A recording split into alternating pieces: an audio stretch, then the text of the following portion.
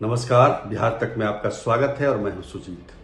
बिहार की राजनीति में नेता अब ये भूल गए हैं कि क्या उनको बोलना चाहिए, क्या नहीं बोलना चाहिए, जिस पद पर वो बैठे हैं उसकी मर्यादा क्या है, उनकी जिम्मेदारियां क्या है।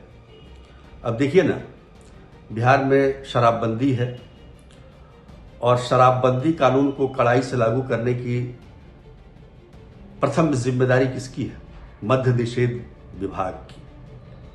हालांकि मद्य निषेध विभाग वो विभाग है, निषेध इसमें लगा हुआ है, लेकिन शराबबंदी से पहले जब बिहार में शराब बिकती थी तो इसी विभाग के जरिए बिकती थी। लेकिन अब चूंकि बिहार में शराबबंदी है तो इसी विभाग की जिम्मेदारी है कि मद्य निषेध करे।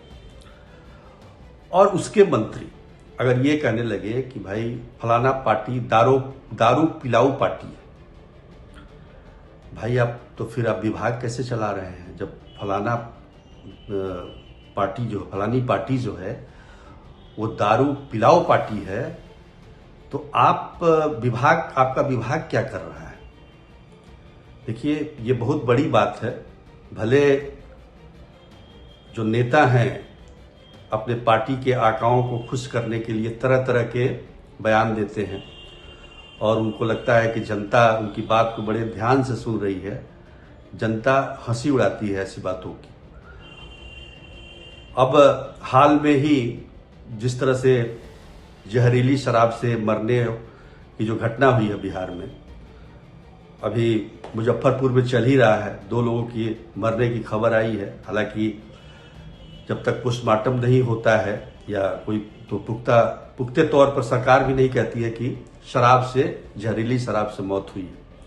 लेकिन कहीं ना कहीं ये बात जरूर है कि जहरीली शराब का एंगल है इसमें।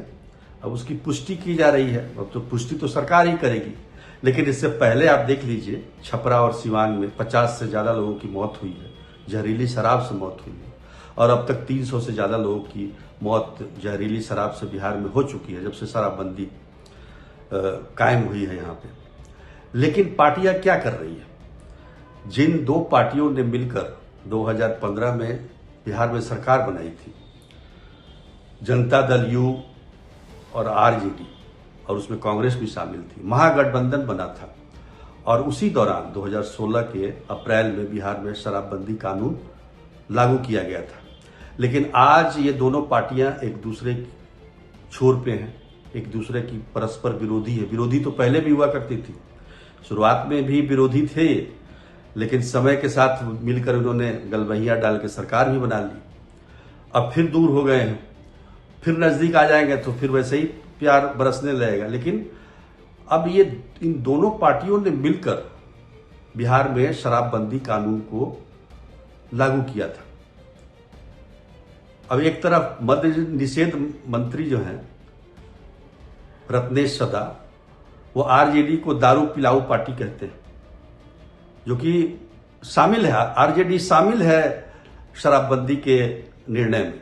उस सरकार में उस समय मौजूद थी आरजेडी, और उसको कहते हैं कि दारू पिलाऊ पार्टी है। ये कितनी बड़ी बात है आप समझिए। इतना ही नहीं, रत्नेश सदा ने कहा कि आर का मतलब होता है अवैध शराब में आरजेडी के कार्यकर्ताओं रमे हुए हैं। अवैध शराब में आरजेडी के कार्यकर्ता रमे हुए हैं। और जे का मतलब उनका कहना है कि कार्यकर्ताओं को जागरूक करके सरकार को बदनाम करने की कोशिश की जा रही है। मतलब आरजेडी के जो पार्टी के जो मुखिया हैं वो कार्यकर्ताओं को जागरूक कर रहे हैं कि सरकार को बदनाम करो। और डी का मतलब दारू पिलाओ पार्टी। तो ये उनका डिफिनेशन है।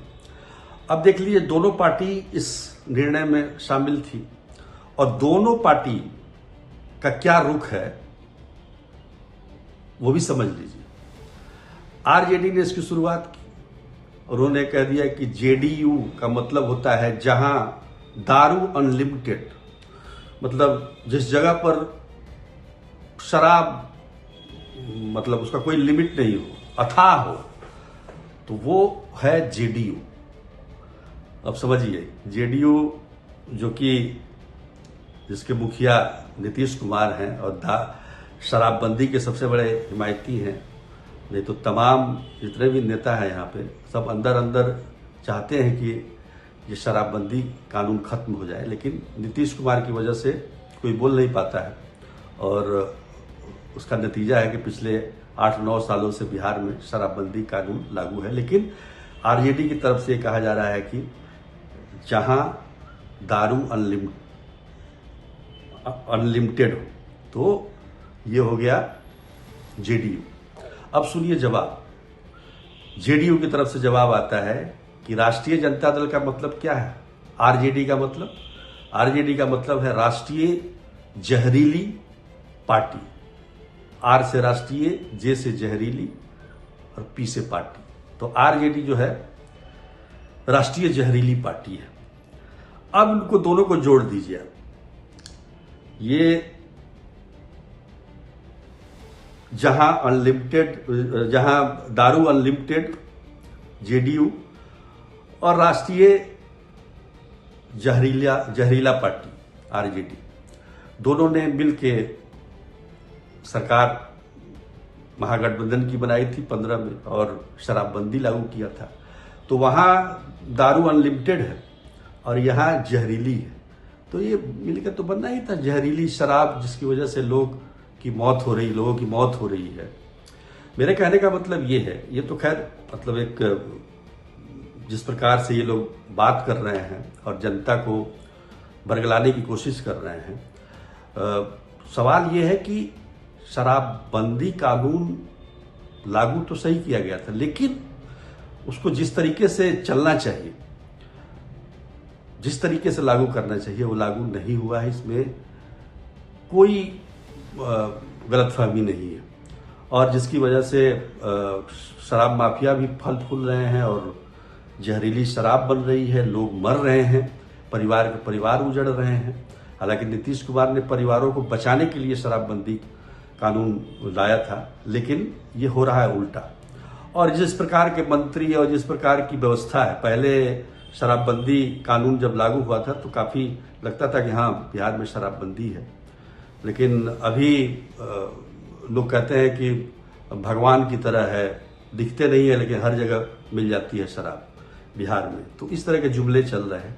निश्चित तौर पर बयानबाजी से काम नहीं चलेगा और मंत्री को भी ऐसे हल्के में इस विषय को नहीं लेना चाहिए। उनको बोलना चाहिए कि जो भी है, जो भी किसी पार्टी का हो, जो कार्रवाई होनी चाहिए एक शराब के कारोबारी पर, माफिया पर, वो कार्रवाई होनी चाहिए।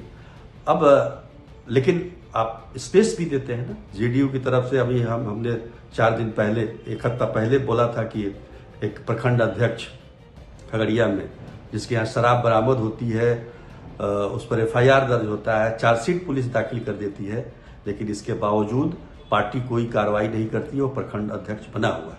तो ऐसी परिस्थिति में आप किसको क्या कहेंगे?